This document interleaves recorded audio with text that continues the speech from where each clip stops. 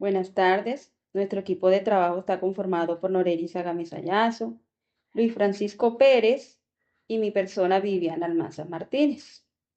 Nuestro trabajo trata sobre la evolución de la educación inclusiva a nivel internacional y en Colombia. Realizamos una línea de tiempo por décadas para analizar cómo ha cambiado la política, las leyes y el concepto de inclusión. Es importante entender que la educación inclusiva no siempre fue como la conocemos hoy. Antes se centraba solo en algunas poblaciones, como las personas con discapacidad, pero con el tiempo ha evolucionado hacia un enfoque más amplio basado en la equidad, la diversidad y los derechos humanos. A continuación explicaremos cada periodo histórico. En la década de 1960 a 1980, la inclusión no se entendía como hoy. A nivel internacional, se hablaba más de protección de la infancia, como la Declaración de los Derechos del Niño. La educación se veía como un derecho, pero no existía una inclusión real. En Colombia se crean instituciones como el Instituto Colombiano de Bienestar Familiar, enfocadas en la protección de los niños, pero la educación inclusiva aún no estaba desarrollada. Luego, en los años 70, aparece el concepto de integración, que consistía en incluir a estudiantes con discapacidades en escuelas normales, pero sin adaptar el sistema educativo. La relación entre política y legislación muestra que se buscaba ampliar el acceso, pero sin transformar la educación. En este periodo, la inclusión era muy limitada y se centraba principalmente en la educación especial. Siguiendo con el desarrollo de la educación inclusiva, podemos decir que entre la década de 1980 y el año 2000 se presentan avances importantes. A nivel internacional se reconoce el derecho universal a la educación, especialmente con la Convención sobre los Derechos del Niño en el año de 1989. El cambio más importante ocurre en el año de 1994, con la Declaración de Salamanca, que propone una educación inclusiva para todos. En Colombia, la Constitución de 1991 reconoce la educación como un derecho fundamental y la Ley 115 de 1994 organiza el sistema educativo. También se crean leyes para las personas con discapacidad, como la Ley 361 de 1997. Aquí vemos una relación clara. Las políticas internacionales incluyen directamente a la legislación colombiana.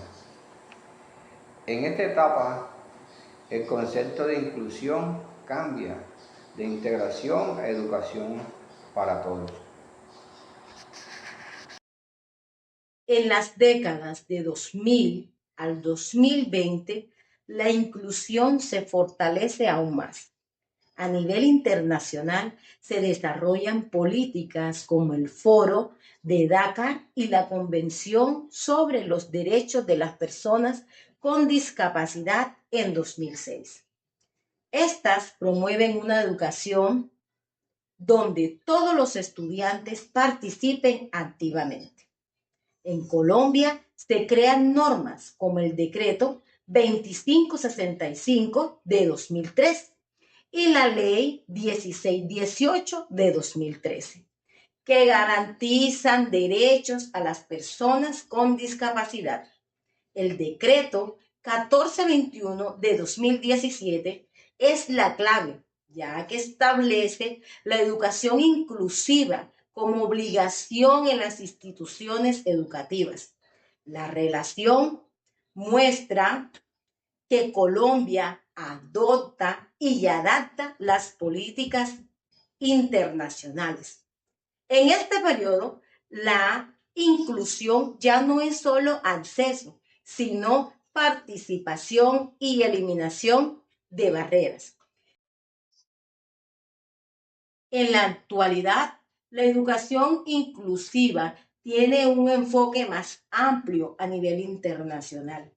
La Agenda 2030 propone una educación inclusiva, equitativa y de calidad para todos. En Colombia se siguen creando leyes como la Ley 2216 de 2022, que apoya a estudiantes con dificultades de aprendizaje. Ahora, la inclusión no solo abarca discapacidad, sino también diversidad cultural, social, de género y otras condiciones. Como conclusión, podemos decir que la educación inclusiva ha evolucionado desde un modelo excluyente hacia uno basado en derechos de equidad y respeto por la diversidad. Esto muestra la importancia de las políticas y las leyes que en la transformación de la educación. Gracias.